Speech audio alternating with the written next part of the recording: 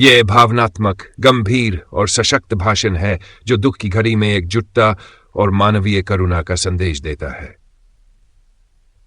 देवियों और सज्जनों, आज हम सभी यहाँ एक बेहद भारी मन के साथ एकत्र हुए हैं क्योंकि हमें हाल ही में म्यांमार और उसके पड़ोसी देश थाईलैंड को हिला देने वाले विनाशकारी भूकंप पर चर्चा करनी है।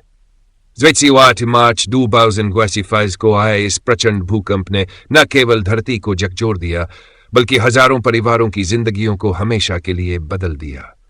ये केवल शोक की घड़ी नहीं है, ये आत्ममंथन की घड़ी है। एक ऐसा क्षण जब हमें इस आपदा के प्रभाव को समझना होगा, पीड़ितों के प्रति सहानुभूति और सहायता व्यक्त करनी होगी और भविष्य के लिए सशक्त रूप से तैयार होने की प्रतिज्ञा करनी होगी। भूकंप और उसका तात्कालिक प्रभाव।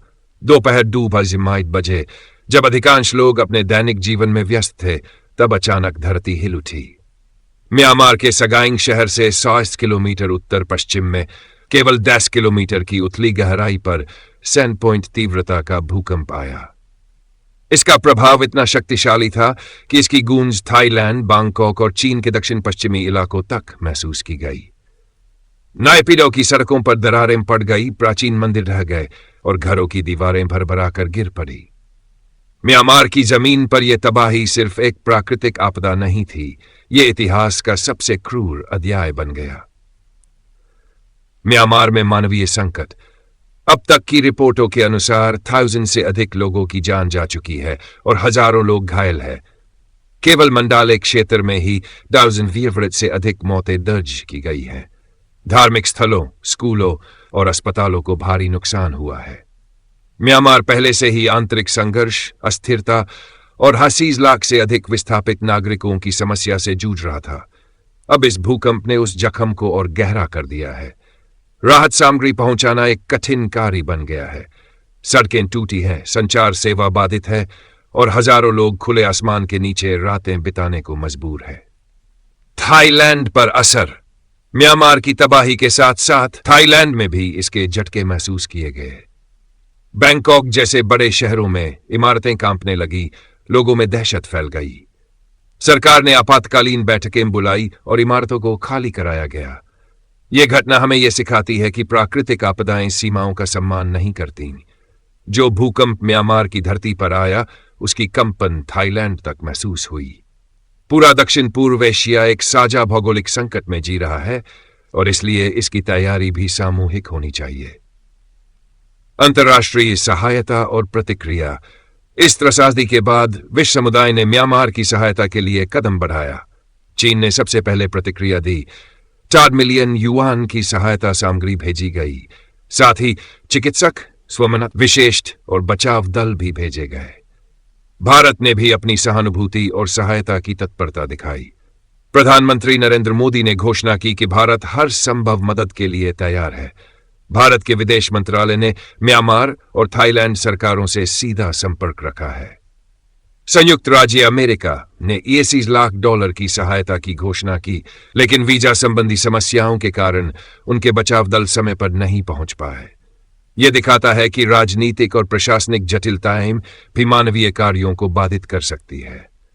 राहत कार्यों में कठिनाइयां।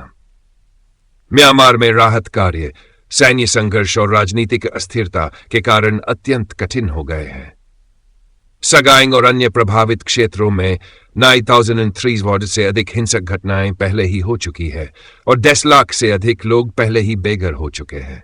कई क्षेत्रों में इंटरनेट बंद है, सड़कें टूट चुकी है और सहायता वाहन हमले का शिकार हो रहे हैं। इससे बड़ा दुर्भाग्य और क्या होगा कि जहां जीवन बचाना चाहिए वहां युद्ध हो रहा है।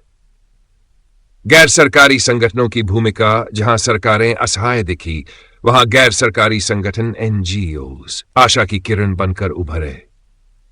वर्ल्ड सेंट्रल किचन लगातार गर्म भोजन पहुंचा रहा है।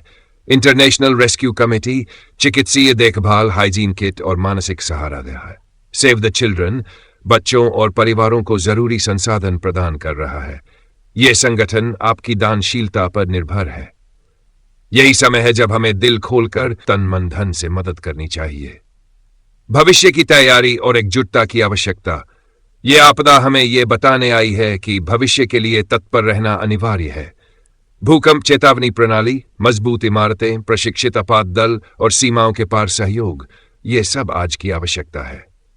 तत्काल प्रतिक्रिया की क्षमता और पारदर्शिता ही भविष्य में जानें बचा सकती है।